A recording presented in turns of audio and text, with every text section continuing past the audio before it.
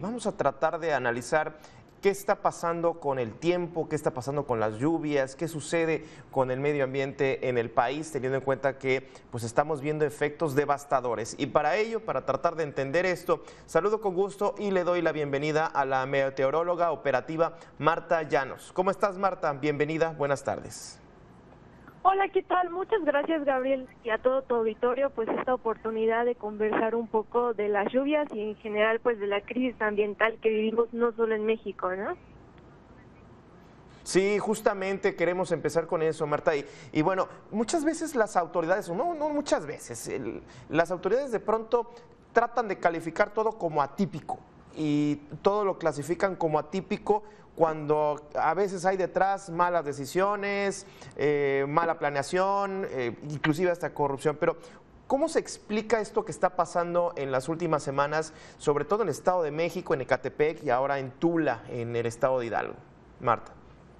Claro, bueno, para ello primero tendríamos que familiarizarnos un poco sobre cuando escuchamos milímetros de lluvia, ¿no? ¿A qué nos estamos refiriendo? Porque de repente eso puede ser un poco extraño. Básicamente cuando ustedes escuchen cayeron 20 milímetros de lluvia, a lo que se está haciendo referencia es que si nosotros estuviéramos en un cuadrado de 1 metro por 1 metro, 1 milímetro de lluvia sería el equivalente a 1 litro de lluvia en este metro cuadrado.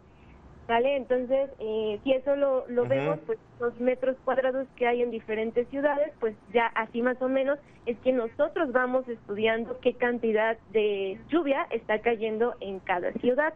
Justo a lo que mencionas de las lluvias atípicas, pues para ello necesitamos datos para comparar cuándo es atípico, cuándo no es atípico, y por ello existen los extremos climáticos, muchísimo más conocidos en lo que es la variable del calor, ¿no? Es muy común, por ejemplo, en una tarde de verano que dicen, superaron los 37 grados Celsius en la Ciudad de México, ¿no?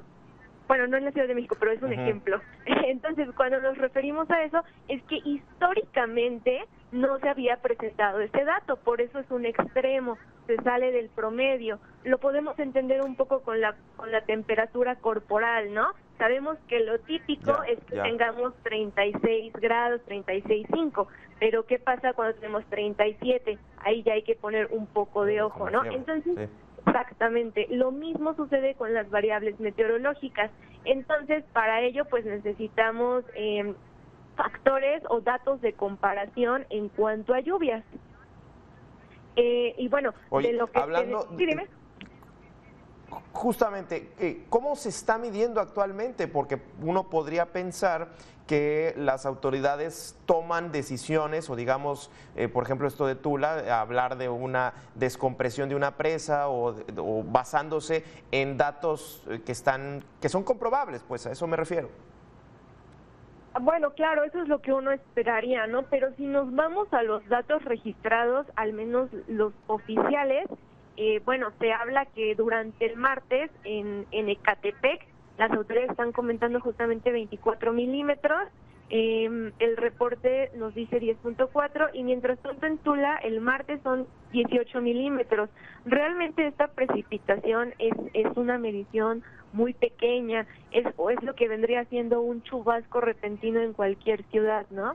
Entonces esto nos viene a decirnos, bueno, o sea, ¿de dónde vino el agua? ¿O están faltando instrumentos de medición? Por ejemplo, si ustedes, cualquier persona puede entrar a la página del Servicio Meteorológico Nacional porque los datos son públicos y al menos para Tula, lo promedio en septiembre hablamos de 75.9 milímetros, que es como que lo normal que puede llover. Mientras tanto, la máxima histórica pues es en 1974 con un acumulado de 137 milímetros. Por otra parte, en Ecatepec, lo normal para septiembre, en la misma página lo pueden revisar y es 94 milímetros en la estación de Gran Canal, y lo máximo histórico fue en septiembre de 1998 con 189.8 milímetros, es decir, mucho más de lo que se tiene registrado.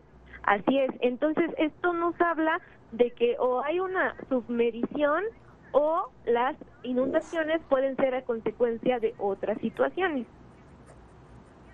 Claro, ahí ya podríamos estar pensando en más allá del clima, más allá de la lluvia y de la naturaleza, pues las decisiones que pueda llegar a tomar el hombre en cuanto a construcción, permisos, la propia trazado de las ciudades, qué sé yo, ¿no? Ahí ya estaríamos hablando de otros factores. Así es, justo, ¿no? Se habla actualmente que los desastres pues no tienen nada de naturales, todos son socialmente construidos y las decisiones pues desde los diferentes niveles, desde las personas pues civiles, normales, así como nosotros de calle, hasta los niveles más altos, ¿no? Pues realmente son problemas Claro. del desarrollo que tenemos, que pues los asentamientos humanos, como bien mencionas, se han dado sin ordenamiento territorial y justo pues regresando un poco a las mediciones, pues se necesita una mayor instrumentación meteorológica en todo el país y más meteorólogos Fíjate, en la gestión de riesgo. ¿Sí? Perdón que te interrumpa, pero justamente esa es la pregunta que te quería hacer. ¿Se está midiendo bien las precipitaciones en México? Justo eso es lo que te quería preguntar. Eso es una pregunta muy interesante porque curiosamente hay estados que tienen una amplia red de estaciones. Por ejemplo, la Ciudad de México cuenta con muchos instrumentos, estaciones meteorológicas, radares meteorológicos que le permiten una mejor toma de decisiones, pero hay sitios donde no se tiene tanta información y justo el ejemplo son los que acabamos de mencionar. No es posible que tengamos mediciones tan pequeñas para los fenómenos que vimos.